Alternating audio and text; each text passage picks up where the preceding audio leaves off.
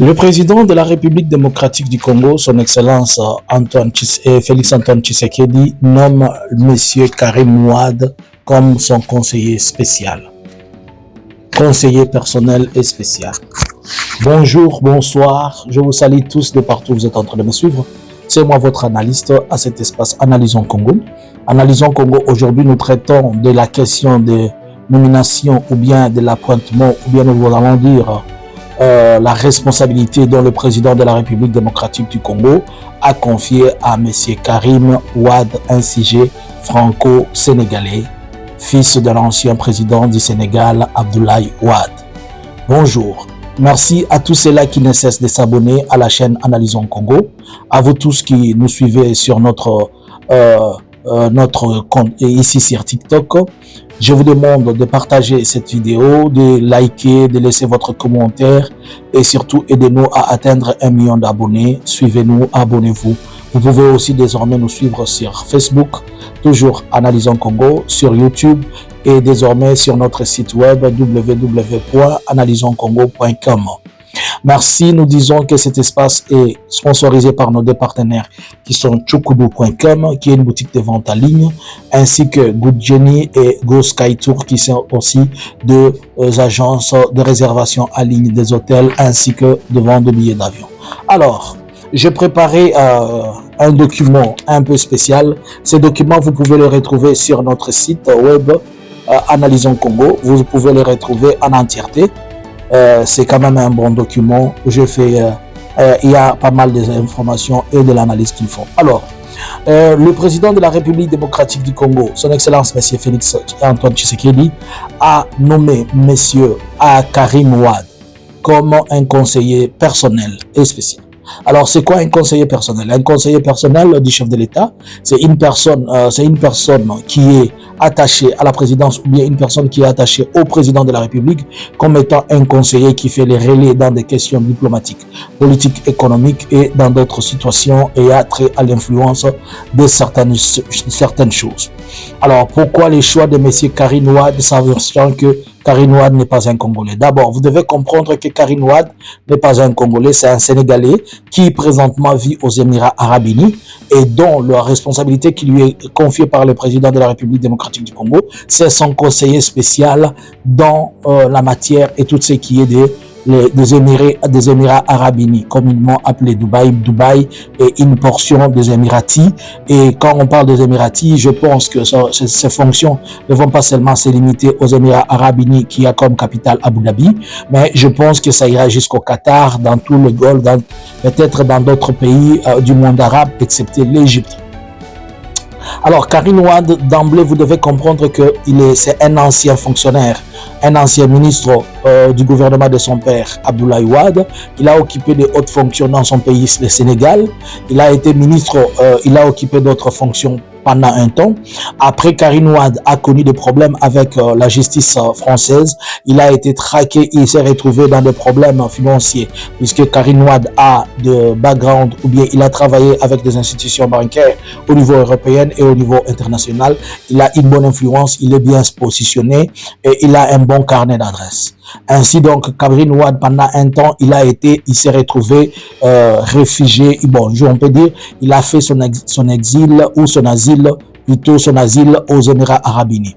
Alors, le président de la République démocratique du Congo, je pense, dans les soucis d'avoir une personne qui peut lui répondre à des questions, ainsi donc, Karim Wade a été nommé par le président de la République démocratique du Congo.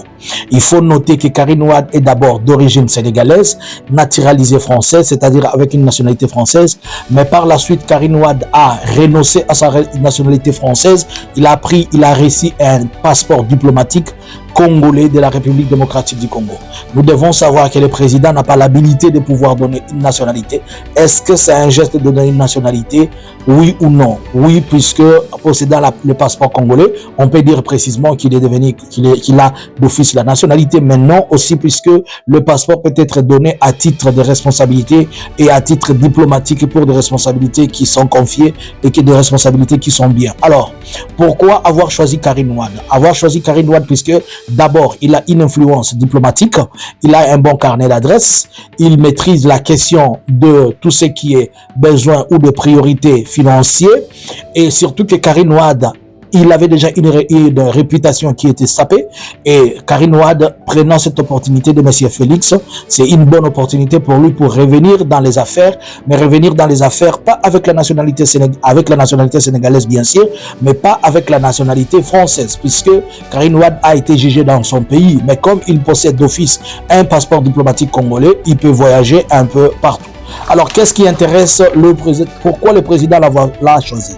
Certainement, je pense, puisqu'il y a plusieurs accords qui ont été signés avec les Émirats Arabes Unis et il y a plusieurs entreprises ou bien des effets personnels au président, notamment ses business, qui sont liés avec les Émirats Arabes Unis. Il s'est choisi peut-être une personne non congolaise pour question de confidentialité, pour question de notre traçabilité et peut-être pour question aussi de couverture, puisque connaissant que peut-être les Congolais seront en mesure de pouvoir divulguer et sortir les secrets, mais nous sommes dans un monde où l'espionnage est à tout le point, il est à tous les niveaux.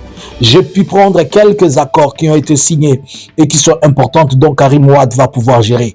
En 2022, par exemple, je vais vous dire, en 2022, il y a eu un accord de coopération économique qui a un coût estimé entre 2 et 3 milliards de dollars, dont les Émirats Arabes Unis ont totalement investi et la République démocratique du Congo n'a qu'apporté son autorisation d'exploitation. Bon. Le deuxième, c'est l'accord sur la gestion des ressources naturelles. Cet accord a été signé en juin 2023. Coût estimatif du projet 1,9 milliard. Excusez un petit moment. Alors, ces projets de 1,9 milliard, c'est un projet dont les Émirats Arabes Unis ont apporté, ils ont amené toute leur expertise et tout ce dont on a besoin pour ces projets-là. La RDC n'a apporté que la partie, elle a octroyé les licences d'exploitation. C'est cette entreprise, ou bien c'est dans ce cadre que on a parlé de l'entreprise Primaire Group, qui est dans le secteur, qui se retrouve notamment, il a besoin d'améliorer le question dit à tout ce qui est problème de minerais et de réduction de contrebande. Il faut noter que ces contrats-là, ils visent plus l'environnement. Le troisième accord, c'est l'accord sur la sécurité et la lutte contre le blanchiment d'argent. Coût estimatif, il n'est pas connu. C'est un projet qui va permettre à ce qu'il y ait un renforcement de transparence, selon ce qui est dit. Mais il faut noter que tous ces projets, ils ne sont pas clairement définis, puisque ce sont des projets et des questions qui sont purement diplomatiques et des questions qui sont purement secrètes. Il a fallu qu'on creuse un peu trop pour aller chercher ces informations.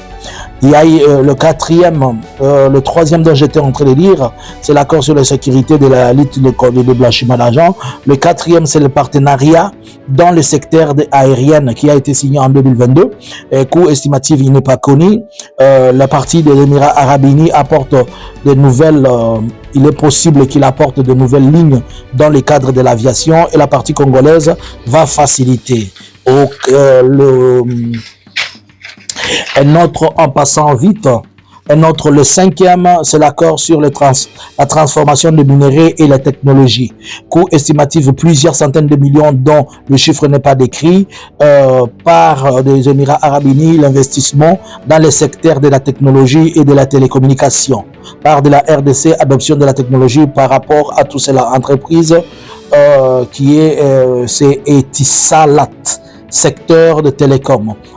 Et en dernier lieu, j'ai pris les accords confidentiels et privés et personnels qui estiment à plusieurs millions de dollars. N'oubliez pas qu'il y a aussi l'accord de Primaire Gold, dont cet accord relève d'au moins 4 milliards, mais dont le président a pu prendre juste 1 milliard. Alors, dans tout ça, vous allez comprendre qu'il y a beaucoup d'enjeux financiers et économiques dont le président veut que ça soit traité uniquement entre lui et Wade, pas avec une autre personne. Est-ce que c'est une insulte à la République? Manque-t-il de personnel aussi essentiel? Est-ce que ce n'est pas prendre le pays et le mettre à la portée de tout le monde. Demain, allons-nous dire qu'on a encore infiltré le pays, qu'une autre personne a pris la part. Allons-nous dire encore que ce sont les Rwandais, mais cette fois-ci, nous comprenons que c'est un fils du pays qui permet à ce que le pays soit infiltré. Et c'est un fils du pays qui est en train de dilaper aussi nos questions purement des questions sensibles telles que les questions de sécurité et autres. Merci pour tous ceux qui ont suivi cet aspect, cette analyse, mais je vous pose la question. Selon vous, est-ce que le président devait se confier à Ouad, à un étranger, un Sénégalais? Y a-t-il pas de personnel et de gens en République démocratique du Congo capables de pouvoir répondre à ces questions et à ces besoins? Pourquoi? Que cache-t-il? Qu'est-ce qu'il ne veut pas que les Congolais sachent? Nous savons déjà qu'il y a plusieurs milliards de dollars en jeu et surtout que le président a beaucoup individuellement investi aux Émirats Arabes Unis dans l'immobilier, dans l'or, dans tout ce qui est minéré et autres minéraux qui ne disent pas. N'oublions pas qu'avec Primera Gold, ils ont signé un accord de 25 ans. Et tout cela, celui qui va le gérer, c'est l'étranger, la personne de Karim Ouad. Bonjour, bonsoir. Partagez cette analyse. C'était votre analyste Kamani. Bonjour.